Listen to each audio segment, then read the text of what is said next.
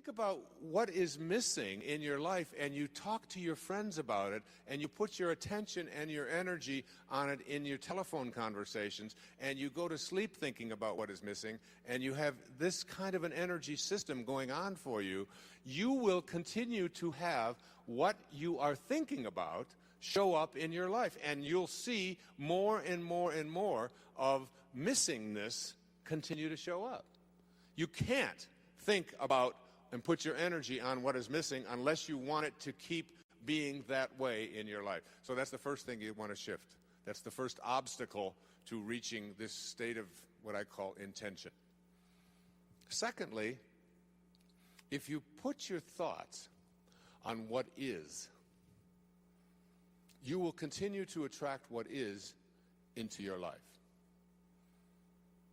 Now, I'm going to suggest something very strange up here right now. I told you when it gets weird, that you have the ability to put your attention on an inner mantra that I have recorded in a CD called Meditations for Manifesting, that came to me from a teacher 2,300 years ago named Patanjali in India, who taught people at that time, when this is before the Middle Ages, this was like when people hadn't been out of caves too long, was teaching people how to levitate, and was teaching people how to bilocate, and was teaching people how to have the gift of fish and loaves 300 years before Jesus showed up on this planet. And his aphorisms of Patanjali are a big part of a spiritual solution to every problem. And what he suggested at that time is a meditation called japa. And this meditation is something where you take your attention, your inner energy, off of what is and onto what you intend to manifest, and you repeat the sound that is in the name of God as an inner mantra. And by repeating this sound, you attract the energy from outside of yourself, that is the source from which you emanated, to cooperate with you and literally collaborate with you to shift it into whatever it is that you intend to manifest. And you can do this with money. You can do this with getting pregnant if you haven't been able to do that. You can get it with selling your home. You can get it, and if you take a look at 300 years later, 400 years later, John the Baptist writes in the New Testament, the opening line of the of the book of John in the New Testament. In the beginning was the Word, and the Word was with God, and the Word was God. As strange as it may sound to you, based upon the conditioning that you have had, just like Ivan Illich, the repetition of the sound as an inner mantra is a way of getting in the gap. And it is a way of, when you repeat this sound, attracting whatever energy, that dormant forces that are out there, into your life to have whatever you need show up. And all I can say to you is, I stand up here before you tonight from my heart telling you that it has always worked for me. It is a meditation practice. It is so powerful, and I can't tell you how many people have been practicing it, including Gary, who spoke to you here today. And there is absolutely no limit to what you can attract into your life simply by practicing it. I have put it on CD. I put it in Getting in the Gap. I teach it. I donate all of the proceeds from it to charities because I was asked to teach it, but to take no money for it. And I've been doing it for several years now. If your thoughts are on what is, let's just say you've got a disease process. Cancer, arthritis, the flu, a cold. If your thoughts are on, if you get a sniffle and your thoughts are on, this is in my nose today, but tomorrow it'll be in my throat. On Wednesday, it'll be down in my chest. On Thursday, I'll probably have a fever. I'm going to have to take Friday off. Now, it's Monday morning. and you've got a sniffle, and in your mind you're taking Friday off with a fever. If this is how you have trained your mind to work, to put your attention on the circumstances of your life, self-actualizing people, Abraham Maslow was a great teacher of mine. I was blessed to know him. I was blessed to be one of his devotees. He died on the 14th of June, 1970, in the same hour that I walked across the stage at Cobo Hall in Detroit receiving my PhD. In the same hour. He passed the baton on. He said, I've taught self-actualization to the academic world. Now you take it to the masses. And Maslow said, self-actualizing people are distinguished from everybody else with this sentence: they must be what they can be. They must be what they can be. And one of those 10 secrets for success and inner peace is that you can't solve a problem with the same mind that created it. And know this, that your mind created everything in your life that you call a problem. And self-actualizing, highly functioning people who live at these extremely, extraordinarily high levels of consciousness never put their thoughts on what is if they don't like what is. Because if your thoughts are on what is, and you despise what is, and if you look at poor people, if you look at unsuccessful people, if you look at sickly people, if you look at tired people, if you look at addicted people, you will see people who put their attention constantly on their problems, on what is wrong, on what isn't working, on what I can't do, and so on. They'll tell you about it, they'll focus on it, and when your thoughts are on what is, and what you think about is what expands, you continue to attract more of what is into your life. When I had a practice, I had a woman who came to me who said, I just went through a divorce 7 months ago, and I've been dating, and I've dated 4 different men, and all 4 of them have used me as a sex object.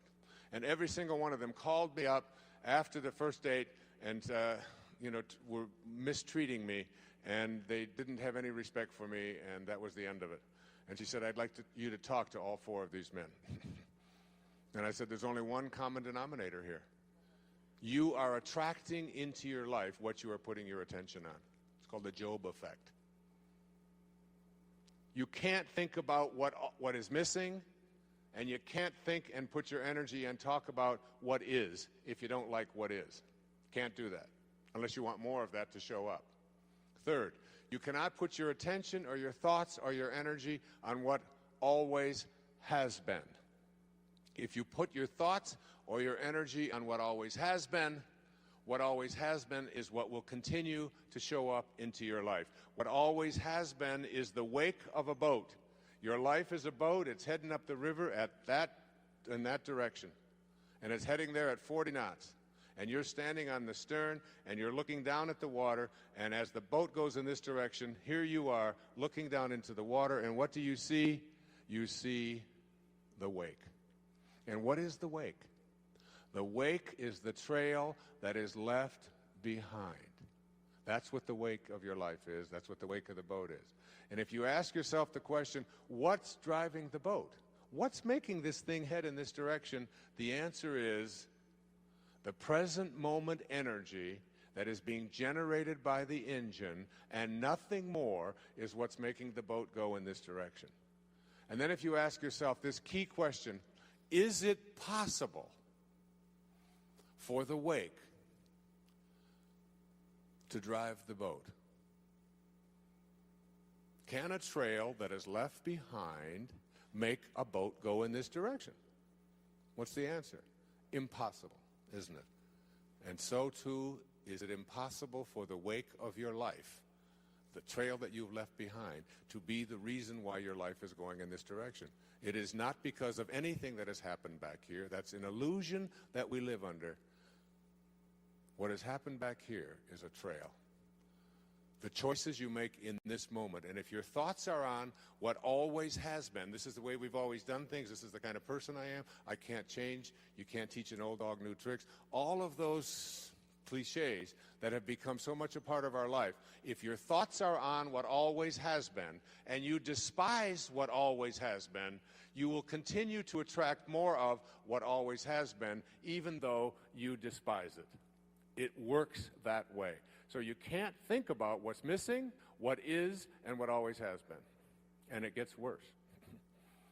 You cannot think about and put your attention on what they want or expect for you if you want that to change in your life. And there's no shortage of people who have an opinion about what it is that you should be or shouldn't be or how you should be doing it. Most of these are your relatives. I have a wonderful book in mind to write. It's called Your Friends Are God's Way of Apologizing for Your Relatives.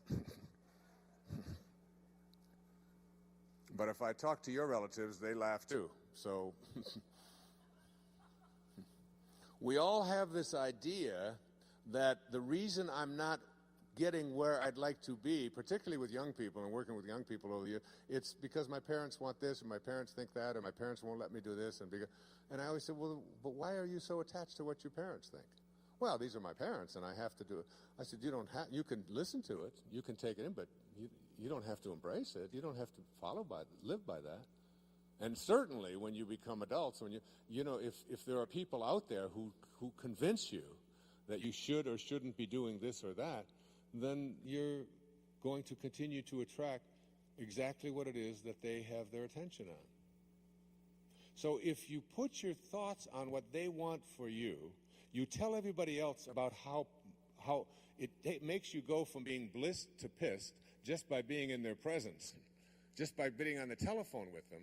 That person, that in-law, that mother, that father, that grandparent, that child, that whoever it might be, is giving you, or even your neighbors or your friends or whomever, your coworkers, are telling you what you should or shouldn't be, and you don't like the advice that they're giving, and you resent very strongly.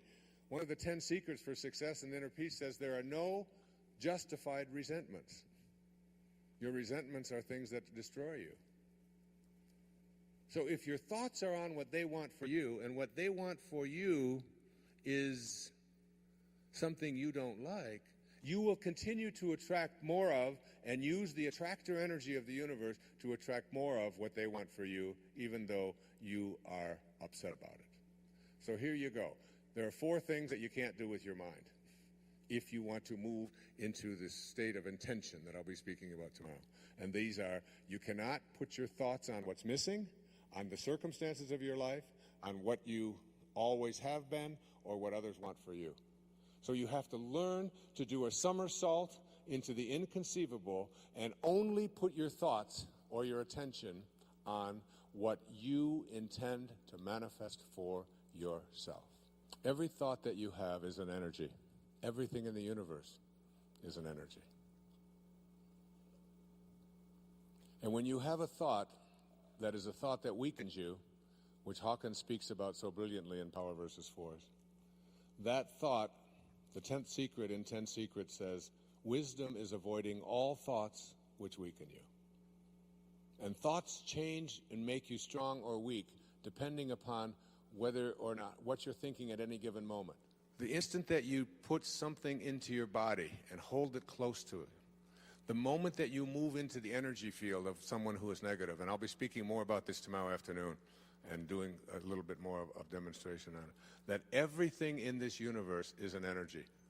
I have the prayer of St. Francis on which I'll be reciting tomorrow, and Sky will sing for you tomorrow, on a card that is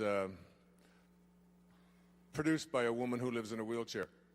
And also, and all it takes is to be in the energy field. If I had Linda hold this up next to her, it would strengthen her. Just the words. Energy is in everything. And here's one of the most powerful notions about how you move into this area of bringing higher energy to the presence of lower energy in your life to strengthen rather than weaken you. It was on the wall of the ashram where Mother Teresa lived. And it goes like this. If you want to know tonight what to do and what to think and how to bring this energy to you, listen to these words. And put these, as I said, the money that's collected on these goes to a woman who lives in a wheelchair, who has the intention to not be dependent. And you stick this on there, and you know, your children just have to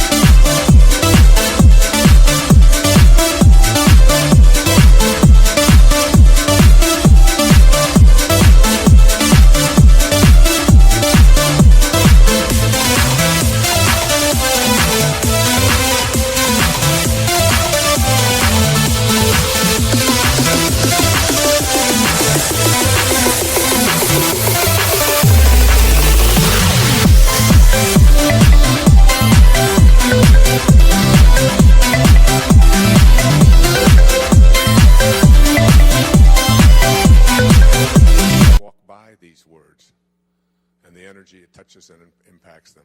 Just like the music, the CD, even carrying it around.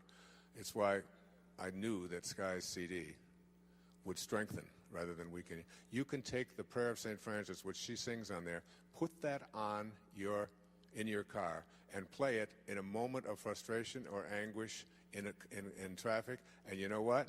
You can move the traffic. I know you laugh and you think that that kind of thing is impossible. There is nothing that you can't do when you shift your energy from energies that weaken to energies that strengthen. And this is what Kent Keith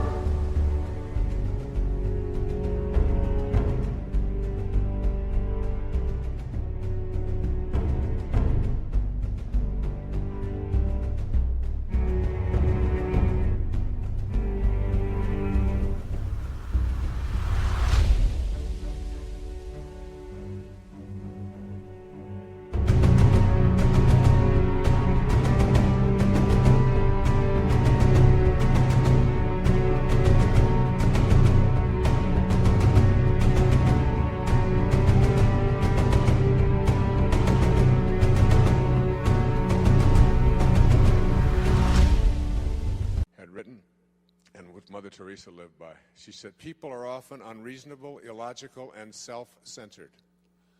Forgive them anyway. If you are kind, people may accuse you of selfish, ulterior motives. Be kind anyway.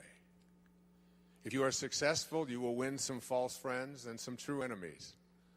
Succeed anyway.